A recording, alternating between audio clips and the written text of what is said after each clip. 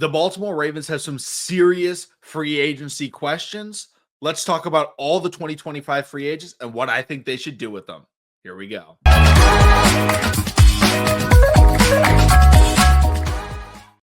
What's going on, everybody? Welcome back to TTP Ravens Media, bringing Ravens content every single day. If you want to see that daily Ravens content, or you want to see content every once in a while, mock draft Mondays, every single Monday, you want to talk about free agents, you want to talk about the draft, make sure to hit that subscribe button. We just hit 4,400 subscribers, looking to get to 5,000 before the start of the next season. But that's it for the self promo. Let's jump right into it. First off, I want to thank Kevin from the Locked On Ravens podcast. I saw his tweet. He had a list of all the free agents. I know it's out there as well. It's out on, Over the Cap. And so I probably want to give him a shout out. I saw it from him first. So I'm going to be using that list right there. First of all, though, I do want to talk about Brandon Stephens. He's the guy that's titled in the video. That's the one that you guys want to hear about the most. Brandon Stephens is a UFA this offseason, and I am the first to say it. I know many of you are with me when I say it, but Baltimore Ravens, say it with me. Please do not bring him back. We're done. We're done with the Brandon Stephens experiment, or at least I am personally. This is not to say that I don't think he can ever be, a potential contributing factor of an NFL defense. This isn't me counting him out or anything like that, but we've gone on this experiment now for 4 seasons. I understand that he was a 1-year defensive player when he transferred to SMU from UCLA, but he played safety that year. He switched to corner in the NFL.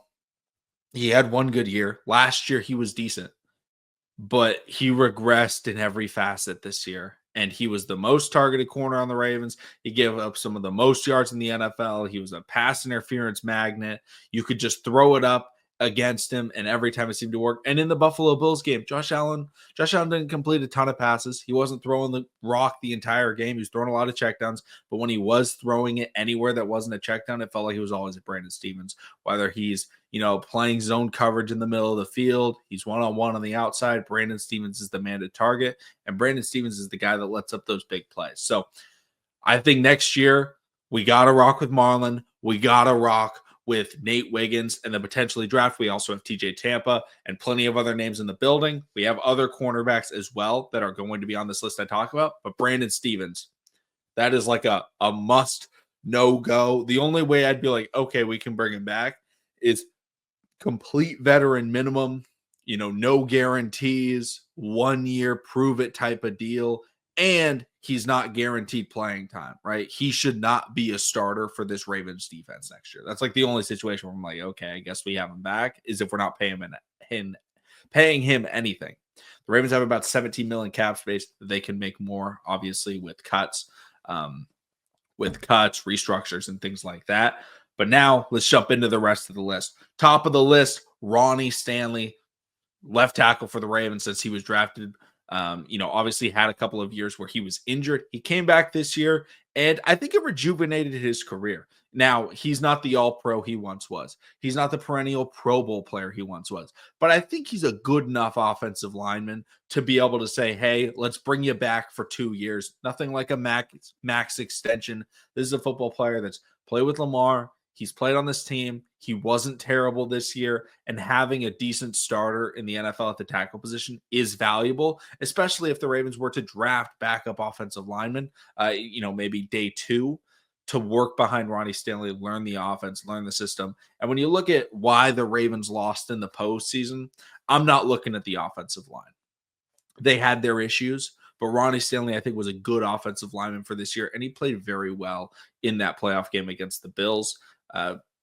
The Ravens, other aspects of the Ravens team, that's what didn't show up. I'd like to bring Ronnie back, and I don't expect his deal to be nearly as much as his last one, so I think it could be on fairly decent market value. Next up, Patrick Mekari. Patrick Mekari is somebody that I don't necessarily need to see the Ravens bring back. If they do, I would assume it's on kind of a veteran minimum deal, like how they did the first time. The issue is he's now had a season starting at guard. So when we signed him the first time, he was a backup center, backup guard, backup tackle. He kind of played everywhere.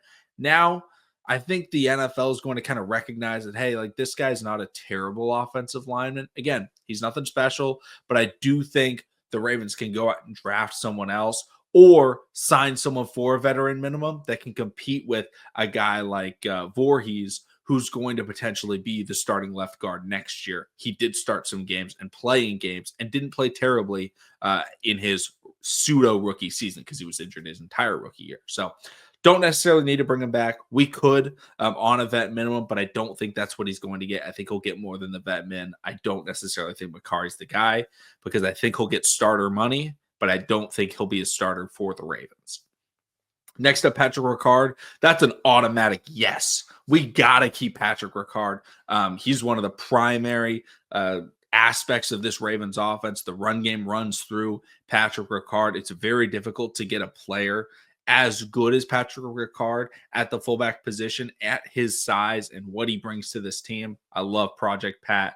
I think we got to bring him back. And again, market value on fullbacks is very low. What team is trying? The only team I could see being like, we got to get Patrick Ricard is the Chargers because they have Greg Roman. But I think Pat wants to stay with the Ravens, stay with Lamar, stay with Derrick Henry. That's the perfect, fit for him. So I don't think Patrick Ricard's going to be leaving. I think we do re-sign him. Next up, I'm going to go through the wide receivers. We have Nelson Aguilar and Tylan Wallace.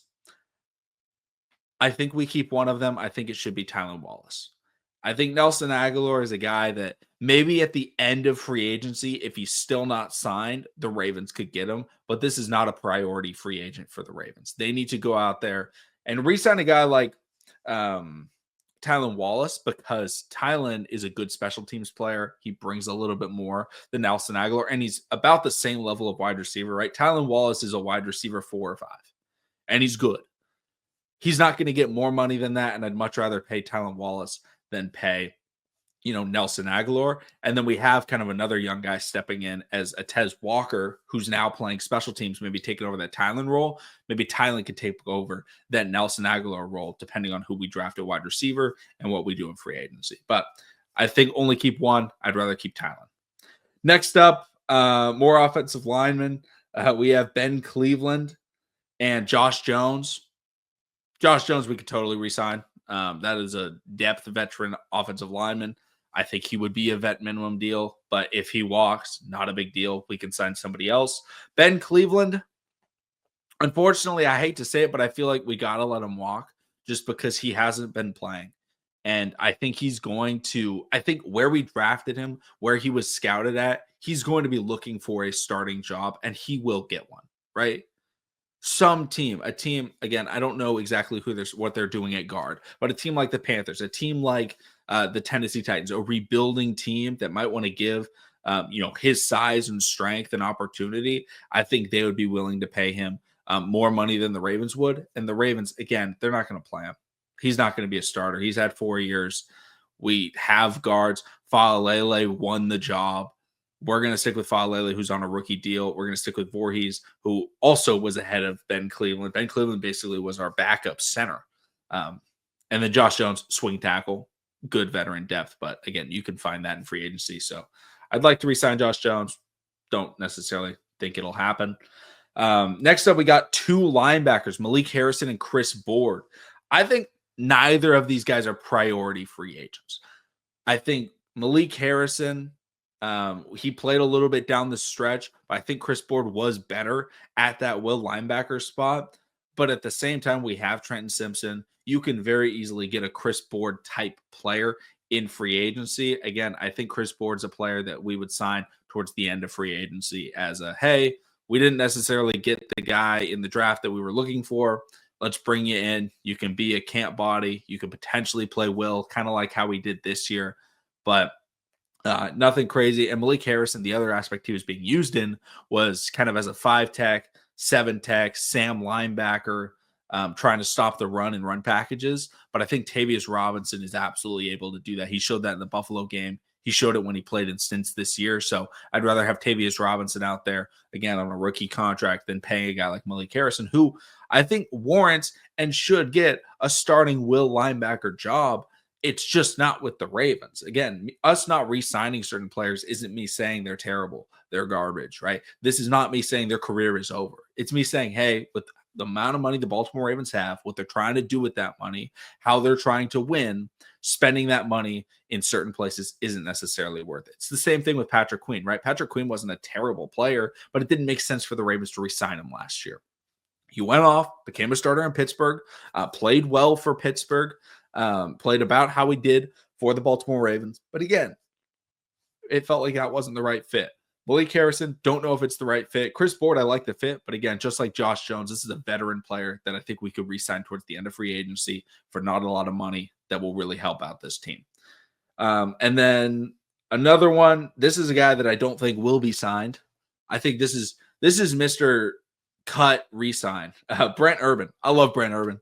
Brent Urban's a baller. Brent Urban is a Raven. I think, we'll re-sign him. We'll cut him at the 53-man roster like we do every year. We'll re-sign him a week later after we do injured reserve and everything like that. He can stop the run. He's a great veteran, presence on the sideline. Him and Michael Pierce. We all love those Wired episodes. Some people I heard aren't like big fans of Brent Urban and Michael Pierce on the sideline. I love it. I think it's hilarious. He's a good player. He's good on special teams. He can block a field goal. He's got size. He's got strength. I definitely see us re-signing Brent Urban for, again, very, very cheap. I don't think we're spending a ton of money in free agency on free agents. I'll talk about them in a later video, but we can pay Tyler Linderbaum and we can pay Kyle Hamilton this year. I think that's where a lot of the money could potentially go. But so I'm not trying to spend all of it on current Ravens free agents. We got two more players here, starting off with Trey White. I think Trey White was good for the Ravens. I think they could absolutely re-sign him. I think, if he goes into next year as cornerback 4, I'd be really happy with that. I don't want him at corner 3, but I think corner 4, he did a good job for the Ravens. He was called for a bad pass interference call against the Buffalo Bills. And he was not a player I was expecting to be as good as he was. I thought he was going to be a little bit washed, be a liability in the secondary, but he played well for us. And I think rewarding him with another 1-year contract would be beneficial for us and beneficial for him as kind of a prove-it-year deal where, hey, now this is a system that kind of fits with what he does. Can he show that, hey, he's still a legitimate corner in the NFL? Or will he fall off and we're not going to be paying him a lot? So if he's not that great, we're going to get more corners. Don't worry. It's not going to be the Marlon Nate Wiggins show. I guarantee we're going to get another corner either in the draft or free agency or trade market. So Trey White is a depth veteran corner. I think he warrants an extension. And then finally, the man of the hour, the other guy that everybody's talking about, Darius Washington, a restricted free agent. I think we will sign him. The other thing is, I believe he has like a second-round tender is what I heard, or at least a day 2 tender. That means if someone signs him, like they have to give the Ravens that pick. There's no way anybody's doing that. So I think the Ravens will sign him probably on a 2-year contract would be my estimation. I'd honestly assume it might be similar to the Rashad Bateman deal, right? Bateman got 2 years, $8 million. I could see Darius Washington getting like a 2-year, $12 million contract as a prove it, hey, whether or not he's the starting free safety for the Ravens next year, he can play slot. He's a great number 3 safety. He can come in and substitute and whatever we need from him. If Kyle Hamilton needs to go to the box, he can play over top. I think we will draft a safety to play in that trio. We love having 3 safeties. I think Darius Washington is the perfect player of, hey, we're not going to have to pay him too much. He's pretty good. And also, we're going to be able to get a third player to play in that rotation and really get some diverse players, right? You got the 6'4" Kyle Hamilton, the 5'8" Darius Washington. Then we'll probably get a rangy interception guy as our third, kind of a turnover machine, a pick magnet. I hate to say it, but like a Geno Stone, better than Geno Stone is what we're looking for, but someone that can cause turnovers, force interceptions, get us the ball back, because that's one area we've struggled with. But Darius Washington, I think, has shown this year he's too good to just let him walk. But those are the players. That's my thoughts on all of them. Let me know in the comment section down below your guys' thoughts, your opinions. Who should we keep? Who should we sign? Let me know the contracts you think. Let me know if you think Brandon Stevens should stay. Again, I assume I'm not in the minority, and we are all like, get him out of here. I'm sorry, 21, but please go. Like, that's kind of my, open the door, you can walk out, we're going to stay inside. Like, that's my thoughts on it. But thank you all so much for watching. Subscribe for more. Make sure to check out the Mock Draft Monday. Make sure to subscribe. I said that probably too many times, but thank you all so much, and I'll see all of you again tomorrow.